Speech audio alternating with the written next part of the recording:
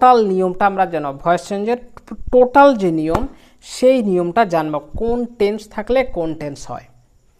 প্রথমে যেটা আছে সেটা হচ্ছে সিম্পল প্রেজেন্ট। আমরা শুধু জাস্ট একটা ওয়ার্ড নিচে টেক একটা ওয়ার্ড নিচে, ওখান থেকে টেক দিয়ে আমরা শুধু সিস্টেমটা দেখাবো, প্রসেসটা দেখাবো, ফর্মুলাটা বোঝাবো। বাকি টেকের জায়গায় আরও অনেক কিছু থাকতে পারে, সে তেমন করে দিতে হবে। আচ্ছা, প্রথম হচ্ছে সিম্পল প্রেজেন্ট যদি থাকে, মানে প্রেজেন্ট ইনডেফিনাইট টেন্স যদি থাকে, সেক্ষেত্রে হি, টেক অর টেক্স, এই দুটো জিনিস থাকতে পারে। টেক্স থাকতে পারে, আবার টেকও থাকতে পারে, যেমন I take, you take, they take, he takes, we take, এরকম থাকতে পারে। এখন যদি প্রেজেন্ট ফর্মে, মানে সিম্পল প্রেজেন্ট ইনডেফিনাইট টেন্স, এই টেন্সের টেক বা টেক্স যদি থাকে, সেক্ষেত্রে আমরা প্যাসিভ ভয়েস যখন করব তখন আমাদের উচিত আমরা কি করব না, প্যাসিভ ভয়েসে তখন নেব is taken or are taken.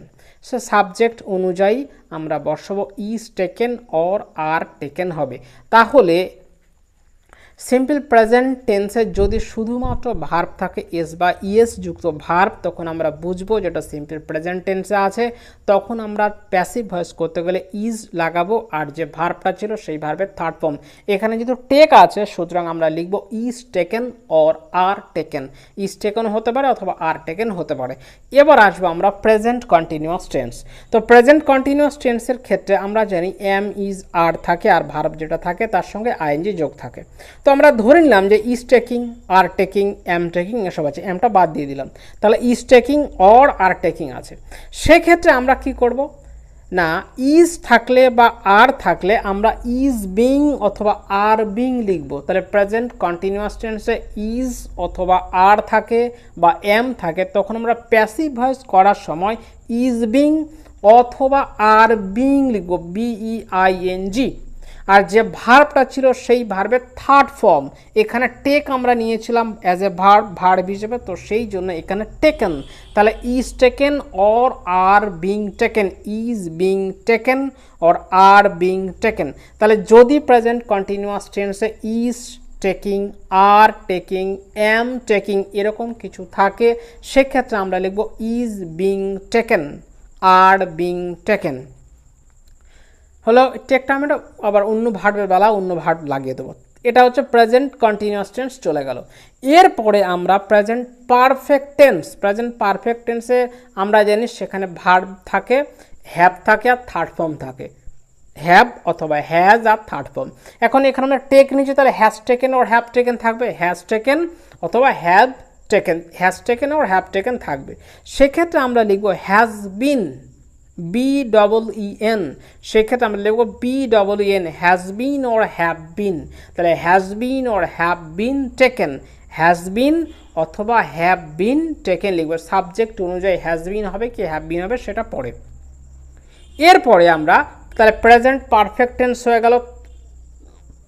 তারপরে হচ্ছে পাস্ট ইনডেফিনাইট টেন্স বা সিম্পল পাস্ট টেন্স।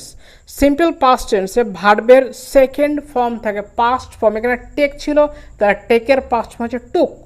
তার টুক যখন থাকবে সেক্ষেত্রে আমরা ওয়াজ টেকেন বা ওয়ার টেকেন লিখব, ওয়াজ টেকেন বা ওয়ার টেকেন লিখব।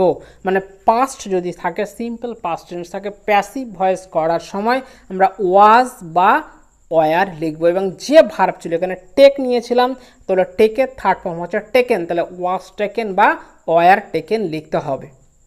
তারপরে আছে সিম্পল পাস্ট, এবারে past continuous tense. Past continuous টেন্সের ক্ষেত্রে সেখানে থাকবে ওয়াজ ওয়ার, তার সঙ্গে ওয়াজ ওয়ারের সঙ্গে আর কি থাকবে না, ওয়াজ ওয়ারের সঙ্গে ভার্ব যেটা ছিল সেই ভার্বের সঙ্গে আইএনজি থাকবে।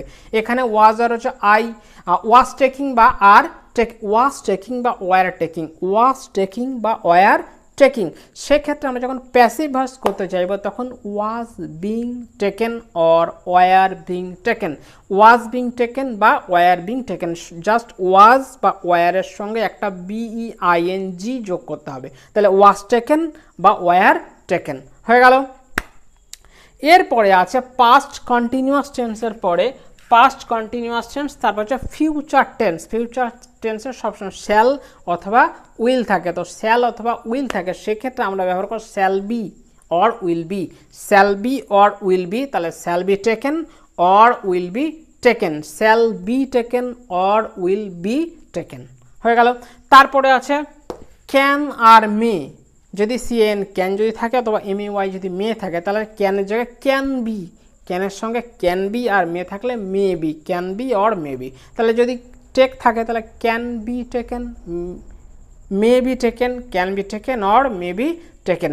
তারপরে লাস্ট কি আছে, মাস্ট যদি থাকে তাহলে মাস্ট বি, তাহলে ক্যান থাকলে ক্যান বি, মে থাকলে মে বি, ক্যান থাকলে ক্যান বি, হয়ে গেল। কুড যদি থাকতে হলে কুড বি, উড থাকলে উড বি। এরকমভাবে আজকে পুরো টেন্সের পুরো মানে প্যাসিভ